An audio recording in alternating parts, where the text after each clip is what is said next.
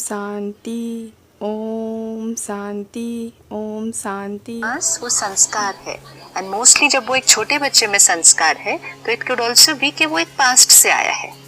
एक हो सकता है कि वो आत्मा बहुत एक पीसफुल एनवायरनमेंट से सपोज आई हो, जहाँ उसने बहुत ज्यादा गुस्सा और बहुत ज्यादा ऊंची आवाज में बात करना वो नहीं देखा हो। Can it's possible come from a very quite peaceful place. अब जैसे सपोज हम यहाँ हैं, हम पहाड़ों की जगहों पर हैं, यहाँ के लोग इतने सिंपल हैं, इतना प्यार से धीरे धीरे मीठा बोलते हैं, सॉफ्ट बोलते हैं, शांति से एक दूसरे के साथ रह रहे हैं। सो इस जगह पर जो आत्माएं हैं उनके संस्कार और कंडीशनिंग कैसी है? सो सॉफ्ट, लविंग, क्वाइट, आपस में भी कोई बहुत ज्यादा कॉन्फ्लिक्ट नहीं, एक बोल रहा है दूसरा मान रहा है। अब यहाँ से एक आत्मा शरीर छोड़ती है और यहाँ से शरीर छोड़ के सडनली दिल्ली, मुंबई जैसे शहर में पहुंच जाते हैं, जहाँ पे शोर है, आवाजें हैं, लोग जोर से बोल रहे हैं, चिल्ला रहे हैं, गुस्सा कर रहे हैं। तो it's a complete cultural difference. उसने देखा नहीं, इट्स अ शॉक ओनली। तो अभी उस आत्मा को नए एनवायरनमेंट को अडेप्ट करने में थोड़ा सा टाइम लगता है। जैसे हम देखेंगे कि आज हम अगर यहाँ पर है, कुल्लू में है, इस पहाड़ों में है, और हम यहाँ से दिल्ली जाएं पहली बार लाइफ में, तो हमारे लिए वो एक कल्चरल शॉक होगा ना। ये कैसे लोग बात करते हैं, इतनी ऊंची आवाज में कैसे एक दूसरे से बात करते हैं, ऐसा लगता है कि लड़ रहे हैं। सो इवन अगर अभी हम एक जगह से दूसरी जगह जाएं, so it's a cultural change. तो सिमिलरली आत्मा अगर यहाँ से कॉस्ट्यूम छोड़ एक नई जगह पर कॉस्ट्यूम ले, तो उसके लिए भी तो वो कल्चरल चेंज है। तो एक वो अडेप्ट करेंगे धीरे धीरे। ये होगा अगर वो उसका पास्ट संस्कार है। कई बार हो सकता है कि पास्ट में उस आत्मा ने कुछ अनुभव किया है, कुछ अनुभव। सपोज वो आत्मा एक ऐसी फैमिली में थी जहां उसका कोई authority figure, suppose husband, let's say वो आत्मा एक वाइफ थी और हस्बैंड बहुत जोर से बोलता था, चिल्लाता था, अब्यूजिव था, फिजिकली भी वायलेंट था। तो वो आत्मा ने वो सब सहन किया है। अब वो आत्मा शरीर छोड़कर एक बच्चा बने, नए परिवार में आए, उसको थोड़ा सा भी वैसी एनर्जी अगर मिलेगी ना तो वो जल्दी से रोने लगेगी। So there are lot of reasons कि बच्चा ऐसा क्यों बिहेव करता है। So it can be a past sanskar because of a cultural change, it can be a past संस्कार because of past अनुभव, रिश्तों में कुछ हुआ, it could be family का संस्कार कि वो है।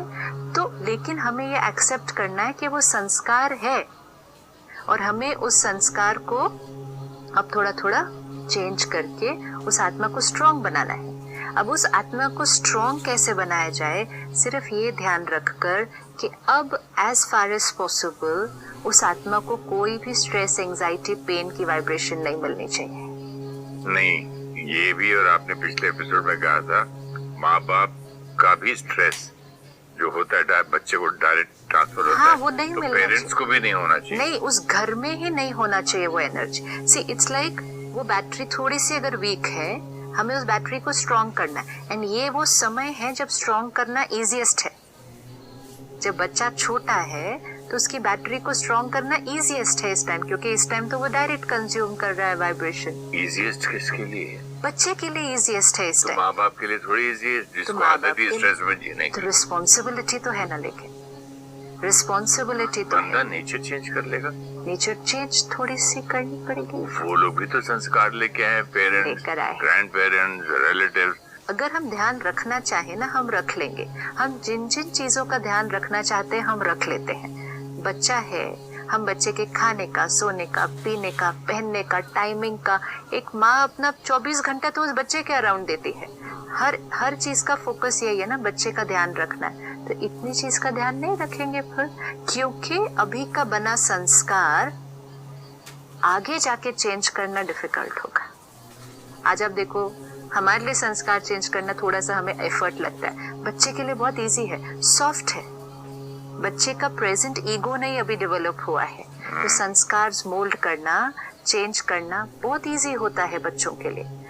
दूसरी भी चीज होती है, कई बच्चे बहुत पीसफुल संस्कार लेकर आए हैं, बहुत स्टेबल है, लेकिन प्रेजेंट एनर्जी जो आसपास मिल रही है, डिस्टर्बेंस, टर्मोइल, लड़ाई हो रही है, मदर अपसेट है, रो रही है, ये वाइब्रेशन भी बच्चे को मिलता है, बच्चे का संस्कार चेंज हो जाता है। तो फैमिली की रिस्पॉन्सिबिलिटी एज फार एज बच्चे हैं, सबसे बड़ी रिस्पॉन्सिबिलिटी है कि हम बच्चों को क्या संस्कार दे रहे हैं। फैमिली में आप देखो सुनते हैं ना, हमने अपने बच्चों को क्या संस्कार दिए। हमें लगता है जो हमने उनको सिखाया, ऐसे बोलना, झूठ नहीं बोलना, ये नहीं करना, ये है संस्कार देना। रोज सुबह उठ के देखो मेरे बच्चे पूजा करते हैं, बहुत बड़ा संस्कार, which is very good, which is very good. लेकिन वो है हैबिट्स जो हम डेवलप करते हैं। लेकिन सबसे सटल फॉर्म कि एक फैमिली के संस्कार बच्चे को कैसे मिलते हैं, वो सबसे सटल फॉर्म है जो पेरेंट्स के संस्कार, जो पेरेंट्स की सोच, उसका डायरेक्ट इन्फ्लुएंस बच्चे पर हो रहा है। एक आत्मा जो आती है, हर आत्मा के पास 5 टाइप ऑफ संस्कार होते हैं। एक संस्कार जो हम पास्ट से लेकर आते हैं, वो तो बहुत पावरफुल फैक्टर है हर सोल के पास। एक सेट ऑफ संस्कार जो हमें प्रेजेंट एनवायरनमेंट से मिलता है, जेनेटिक मतलब फैमिली एंड एक्सटेंडेड फैमिली, वो एक सेट ऑफ संस्कार। एक सेट ऑफ संस्कार जो हमें एनवायरनमेंट से मिलेगा, मतलब school, society, religion, country, environment. चौथा सेट ऑफ संस्कार जो हम अपनी विल पावर से क्रिएट कर सकते हैं, जैसे हम इस सीरीज में देख रहे हैं। आपने कहा गुस्से का संस्कार है, लेकिन हम विल पावर से प्यार का और पीस का संस्कार क्रिएट करते हैं, अवेयरनेस से। एंड 5th टाइप है ओरिजिनल संस्कार, जो हम हमेशा देखे, love, peace, purity, bliss, happiness, power. तो हर आत्मा के पास ये 5 सेट ऑफ रिकॉर्डिंग्स है, हर आत्मा के पास है। तो ये जो बच्चा, ये जो आत्मा हमारे घर आई है, इसके पास भी ये 5 सेट ऑफ रिकॉर्डिंग्स है। अब हमें देखना है कि ये क्या संस्कार लेकर आई है और हमें अब इसको और कैसे एम्पावर करना है। उसका ध्यान रखने के लिए हमें अपना ध्यान रखना ही होगा। There is no other way. If there is constant conflict in the house, any kind of stress, office का, फाइनेंशियल, रिश्तों का, उसका डायरेक्ट इम्पैक्ट सिर्फ बच्चे की संस्कारों पे नहीं, लेकिन बच्चे की सेहत पे भी पड़ता है। आजकल कई बार कुछ बच्चे ऐसे मिलते हैं जो बार बार बीमार पड़ रहे हैं, बहुत फ्रीक्वेंटली बीमार पड़ रहे हैं। 1 doctor to the another doctor to the 3rd doctor, हम ढूंढ रहे हैं कि ये बार बार क्यों बीमार पड़ रहा है, बार बार क्यों बुखार हो रहा है, बार बार क्यों इन्फेक्शन हो रहा है। तो डॉक्टर कहेगा बच्चे का इम्यूनिटी सिस्टम थोड़ा सा वीक है। लेकिन ये इम्यूनिटी सिस्टम भी वीक क्यों है?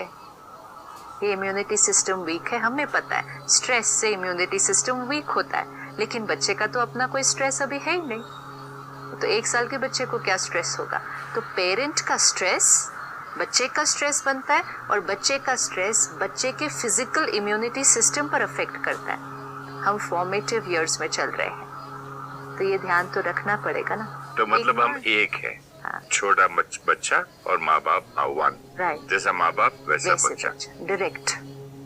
और फिर अभी अगर थोड़ा सा अटेंशन नहीं रखा, then lifelong we will keep saying लेकिन इसका संस्कार ऐसा है, ये कमजोर है, जल्दी जल्दी गुस्सा करता है, जल्दी जल्दी ये करता है। Just the other day I met a lady जिसका 2nd बच्चा होने वाला है। So I was just explaining all this to her. I said गुस्सा ना करें ज्यादा। Generally I didn't know her, मुझे ये नहीं पता है उसका क्या संस्कार है। मैंने कहा ज्यादा गुस्सा ना करें, शांत रहे। कहती गुस्सा कैसे नहीं करें? कोई 1 दिन 2 दिन की बात थोड़ी है कि गुस्सा नहीं करो। अभी 9 महीने, फिर उसके बाद आप कहते हैं 1-2 साल और अटेंशन रखना, तो गुस्सा कैसे नहीं करेंगे? ऐसे देखो, कहती मेरे को तो गुस्सा जल्दी जल्दी आ जाता है। ऐसे देखो, थोड़ा ध्यान रखो ना, बेबी है तो कैसा आप ऐसे कर सकते हैं? तब उसने बताया, मेरा जो 1st बच्चा है 4 साल का है, बहुत ज्यादा गुस्सा करता है। तो छोटी छोटी बात पे वो ऐसे रिएक्ट करता है, बट शी नेवर रियलाइज्ड कि वो जो गुस्सा बच्चा कर रहा है, it's because he got that sanskar, that vibration from her. I said अब 2nd बेबी के लिए आप मेहनत कर सकते हैं ना उतना, तो ये हमें करना है। और अगर हम अपने फूड पर ध्यान रखें, क्योंकि जैसा अन्न वैसा मन, तो अगर ऐसे समय पर और आगे भी हम अन्न का ध्यान रखें कि जो मदर है या जो पेरेंट्स हैं दोनों, वो सात्विक अन्न लें। ऐसे समय पर सात्विक अन्न लेने से सात्विक मन रहना ईजियर हो जाता है और आपका अन्न जो आप कंज्यूम कर रहे हैं वो बच्चे के भी मन और शरीर पर इफेक्ट डालने वाला है। ऐसे समय पर अगर हम तामसिक भोजन खाते हैं, no, so if you are consuming negative energy food, doctor तो बोलते हैं वाइन नहीं और करना है। हाँ, वो तो ठीक लेकिन वो नहीं जानते ना बाकी सात्विक बातें। सी, अब वो अगर कहेंगे कि नॉनवेज आप ले सकते हैं या एग लेना चाहिए, they will say purely from the physical health point of view, यही बताएंगे ना वो कि फिजिकल हेल्थ के लिए लो। लेकिन स्पिरिचुअलिटी हमें ये सिखाती है कि वाइब्रेशंस ऑफ फूड। सिर्फ फिजिकल हेल्थ के लिए भी आजकल कितने साइंटिस्ट, कितने डॉक्टर्स कहते हैं कि जो जो चीज आपको नॉनवेज में मिलती है उससे ज्यादा वेज में मिलती है। अगर वो भी आप कन्विंस नहीं होते हैं, कहते हैं नहीं नहीं ये तो देना ही है, ये तो खिलाना ही है, लेकिन फिर ये याद रखना है कि उसके साथ हम और क्या खिला रहे हैं। हम फिजिकली हो सकता है एनर्जिक फूड खिला रहे हो, लेकिन एनर्जी, इमोशनल एनर्जी वाइज वो लोएस्ट एनर्जी फूड है। क्योंकि जब हम नॉनवेज कंज्यूम करते हैं, उस जानवर को जब कैप्टिविटी में रखा जाता है, and the kind of fear, anxiety वो एनिमल क्रिएट करता है उस कैप्टिविटी में, ये सारा फिनोमेना जो वो एनिमल क्रॉस करता है स्लॉटर से पहले, उसको खाना भी कम देते हैं हिसाब इट्स ऑल टॉर्चर ना, सारा टॉर्चर। नहीं देखते ना खर्चा कितना हो रहा है इस पे। एक एनिमल को ज्यादा खाना दे देंगे तो वो सस्ते में बिक जाएगा, तो जेब से पैसा जाएगा।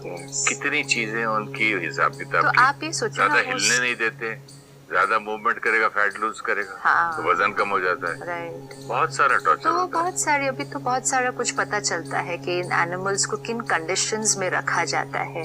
एंड व्हेन वी रियलाइज कि वो भी आत्मा है एंड वो जो फील कर रही है वो एनिमल, ये सारी फियर, एंजाइटी, हेट्रेड, वो एनिमल हेट्रेड भी तो क्रिएट करेगा। आपने जैसे कहा था लास्ट एपिसोड में, every thought affects every cell of the body. तो थॉट और फीलिंग्स और इमोशंस जानवर में भी हैं, तब भी उसके हर सेल में वो जाता होगा। तो जब हमने वो कंज्यूम किया भोजन, तो वी हैव टू अंडरस्टैंड कि हमने क्या क्या कंज्यूम किया। फिर साथ में लोग तो जहाँ ग्रेवयार्ड होता है उस पे घर नहीं बनाते हैं, बिकॉज वहाँ की वाइब्रेशंस अच्छी नहीं है। और कोई एक जगह मैंने बहुत सुंदर लाइन पढ़ी, मैंने उनसे किसी ने किसी से पूछा कि आप नॉनवेज क्यों नहीं खाते हैं, तो उसने बहुत सुंदर जवाब दिया, कहा my stomach is not a graveyard. How beautiful, see how beautiful.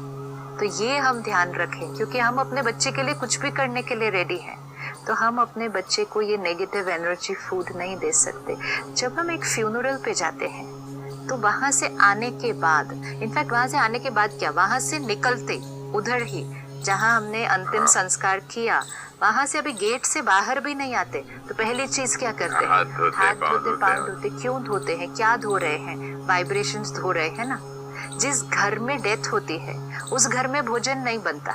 ये सारे जो रस्म रिवाज मन भी तो इतने खराब होते हैं उसको, मन तो अगले दिन भी खराब होगा ना, दर्द नहीं जाने वाला है। लेकिन ये नियम है कि जब तक वो शव घर में है वहाँ खाना नहीं, वो घर से जब बाहर निकलेगा फिर पूरे घर की धुलाई होगी, फिर भोजन बनेगा। दुख दर्द तो रहेगा अभी और, लेकिन जब तक वो बॉडी घर पे है तब तक खाना नहीं बनेगा। उसके पीछे कुछ लॉजिक होगा ना फिर कि टॉक्सिक है। आप उस समय पर उस वाइब्रेशन में खाना बना के नहीं सबको खिला सकते हैं उधर। एंड व्हाट अबाउट कि हम बॉडी को ही किसी और की अपने शरीर के अंदर डाल रहे हैं, वो टॉक्सिक नहीं है फिर। तो खुद ही हमें क्लैरिटी करनी होगी कि एनर्जी जो एक डेथ के बाद की एनर्जी है, डेथ है ना ये, एक डेथ के बाद की एनर्जी, डेड एनर्जी को, डेथ के बाद की कहीं तो पेनफुल डेथ, यस। अब डेथ के बाद की एनर्जी को हम लाइफ क्रिएट करने के लिए यूज कर रहे हैं। See, dead energy to create life, what will be the result, what are we doing? We should use vibrant living energy. आप स्प्राउट्स खाएं जिसकी हाईएस्ट एनर्जी है, एंड कहाँ डेड एनर्जी खा रहे हैं, एंड वो अपने को भी दे रहे हैं। एंड जो एक नई लाइफ क्रिएट होने वाली है उसकी फाउंडेशन में ही कौन सी एनर्जी डालते हैं? तो ये हमें थोड़ा सा ध्यान अगर हम रखें कि स्पिरिचुअली भी अपने बच्चे को हाईएस्ट एनर्जी फूड देना है हमने। एंड जैसे आपने कहा, any form of alcohol, any form of कोई भी देयर इज नो नीड कि हम इंटरनेट पे या डॉक्टर से जाके पूछें कि ये थोड़ा सा हम ले सकते हैं क्या, ऐसे टाइम पर ले सकते हैं। क्यों हम अपने अंदर एक भी चीज ऐसी डालें जो हमारे बच्चे के लिए थोड़ी भी अच्छी नहीं है? क्यों डालें? क्या हम इतना भी सैक्रिफाइस नहीं कर सकते क्या थोड़े महीने के लिए? आगे तो पूरी जीवन कहते हैं हम अपने बच्चे के लिए सैक्रिफाइस कर रहे हैं, तो क्यों नहीं? We don't need to go and find out from anybody, किसी से भी नहीं पूछना है। जो चीज़ थोड़ी सी भी डैमेजिंग है वो ऐसे समय पर हमें कंज्यूम करनी नहीं है। तो सात्विक भोजन खाना चाहिए। सात्विक भोजन में भी कि जब वो खाना बन रहा है तो वो खाना बहुत अच्छी वाइब्रेशंस में बनना चाहिए। जो खाना बना रहा है आपके घर में उसको बड़े प्यार से, शांति से, अगर किचन में भजन लगा के एक बड़ा मंदिर जैसा वाइब्रेशन बना के उस स्थिति में भोजन बनाओ और फिर उस मदर को खाना चाहिए ये भोजन। ये छोटी छोटी चीज़ें लॉन्ग टर्म उस बच्चे के जीवन पर अफेक्ट डालने वाली है। लॉन्ग टर्म ये हमें लगता है बहुत सटल है, इससे क्या फ़र्क पड़ने वाला है। अगर आप प्रसाद अपने बच्चे को रोज़ खिलाएं तो ये प्रसाद ही हो जाएगा ना। भगवान की याद में भोजन बनाओ, उसको भोग भी अगर लगाओ और फिर अपने खुद खाओ और उस बच्चे का शरीर उस प्रसाद से बनने दो। तो कहाँ डेड एनर्जी से उसका शरीर बनाना। एक ही बच्चा पैदा करें लेकिन मेहनत से, मतलब कितनी मेहनत, 2-3 साल नहीं के है, बाद। ये मेहनत भी नहीं है, ये एक लाइफस्टाइल है। सैक्रिफाइस भी अगर आप, You can't call it a sacrifice, it's a lifestyle. Taste का सैक्रिफाइस, जिसको सिगरेट की आदत है जिस औरत को या बाकी चीजों की है वो हटा के कुछ दिन के लिए अभी, मतलब for the love of, Because you're writing right now, you have the power to write the destiny of the child. अभी आपके पास वो पावर आई हुई है जब वो क्रिएशन अभी बन रही अभी है। आपके हाथ पे पेंट ब्रश, बिल्कुल, कैनवस, ये वो टाइम, एवरीथिंग रेडी है। ये वो टाइम है जब कैनवस बिल्कुल ब्लैंक है। अब का लगाया हुआ रंग बहुत लॉन्ग टर्म चलने वाला है। अब का क्रिएट किया हुआ शरीर देखो लॉन्ग टर्म चलता है ना, इसीलिए तो इतना ध्यान रखा जाता है ऐसे टाइम पर। तो इसीलिए अगर हम सात्विक अन्न दें, हम ध्यान रखें कि ऐसे टाइम पर हम कोई नेगेटिव चीज़ें ना सुने, ना पढ़े, ना देखें। चाहे वो इंटरनेट पर, चाहे वो मूवीज़ के फॉर्म में, चाहे वो बुक्स के फॉर्म में, newspaper, news, take in nothing, ले ही नहीं उसको अपने अंदर, क्योंकि ये इन्फॉर्मेशन आप पर तो असर डालती है लेकिन आपसे ज़्यादा इस समय उस आत्मा पर असर डाल रही है। ओम शांति, ओम शांति, ओम शांति।